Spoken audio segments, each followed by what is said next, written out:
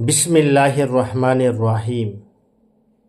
খাদিজা রাদিয়াল্লাহু আনহা রাসূলুল্লাহ সাল্লাল্লাহু আলাইহি সাল্লামকে সান্ত্বনা দিতেন, সাহস ও উৎসাহ যোগাতেন। তার সব কথাই তিনি বিনা দ্বিধায় বিশ্বাস করতেন। মুশরিকদের সকল অমার্জিত আচরণ তিনি রাসূলুল্লাহ সাল্লাল্লাহু আলাইহি সাল্লামের কাছে অত্যন্ত হালকা ও তুচ্ছভাবে তুলে ধরতেন। নবুয়তের ৭ম বছর মুহররম মাসের কুরাইশরা মুসলমানদের বয়কট করেন। তারা সিয়াবে আবু তালেবের আশ্রয় গ্রহণ করেন। রাসূলুল্লাহ সাল্লাল্লাহু আলাইহি সাল্লামের সাথে খাদিজাও সেখানে অন্তরীণ হন। প্রায় ৩টি বছর বনি হাসিম দারুণ দুর্ভিক্ষের মাঝে অতিবাহিত করেন। গাছের পাতা ছাড়া জীবন ধারণের আর কোনো ব্যবস্থা তাদের কাছে ছিল না। স্বামীর কাছে খাদিজাও হাসি মুখে সে কষ্ট সহ্য করেন। এমন দুর্দিনে হজরত খাদিজা রাদিয়াল্লাহু আনহা নিজের অভাব খাটিয়ে বিভিন্ন উপায়ে কিছু খাবারের ব্যবস্থা মাঝে মধ্যে করতেন। তার ৩ ভাতিজা হাকিম ইবনে হিজাম ও আব্দুল বুখতারি ও জুমা ইবনুল আসওয়াদ তারা সকলেই ছিলেন কুরাইশ নেতৃত্ববর্গের অন্যতম। মুসলিম হওয়া সত্ত্বেও তারা বিভিন্নভাবে মুসলমানদের কাছে খাদ্যশস্য পাঠানোর ব্যাপারে বিশেষ ভূমিকা পালন করেন। একদিন হাকিম ইবনে হিজাম তার চাকরের মাধ্যমে ফুফু খাদিজা রাদিয়াল্লাহু আনহার কাছে কিছু গম পাঠিয়েছিলেন। পথে আবু জেহেল বাধা দেয়। হঠাৎ আবু বুখতারি সেখানে উপস্থিত হন।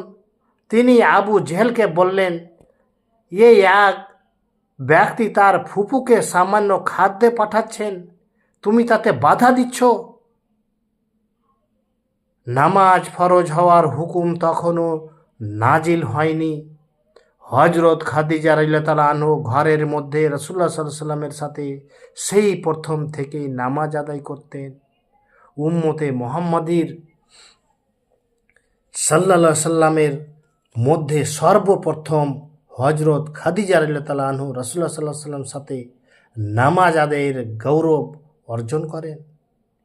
ইবনুল আসির বলেন, এ ব্যাপারে মুসলিম উম্মার ইজমা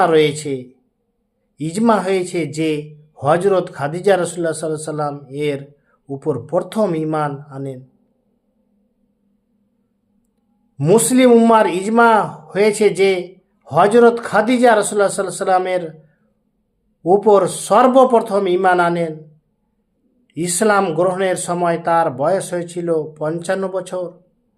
তার ইসলাম গ্রহণের প্রভাব তার পিতৃকুলের লোকদের উপর পড়ে। ইসলামের আবির্ভাবের সময় পিতৃকুল বনু আসাদ ইবন আবদিল উজ্জার 15 জন বিখ্যাত ব্যক্তির জীবিত ছিলেন। তাদের 10 জনই ইসলাম গ্রহণ করেন। অন্য 5 জন কাফের অবস্থায় বদর যুদ্ধে নিহত হন। রাসূলুল্লাহ সাল্লাল্লাহু আলাইহি সাল্লামের সাথে 25 বছর দাম্পত্য জীবন অতিবাহিত করার পর নবুয়তের 10ম বছরে 10ই রমজান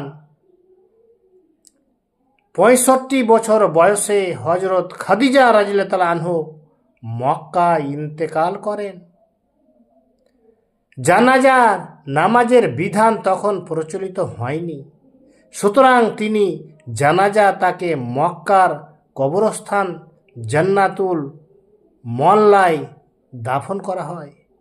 হজরত নবী করিম সাল্লাল্লাহু আলাইহি সাল্লাম নিজেই তার লাশ কবরে নামান।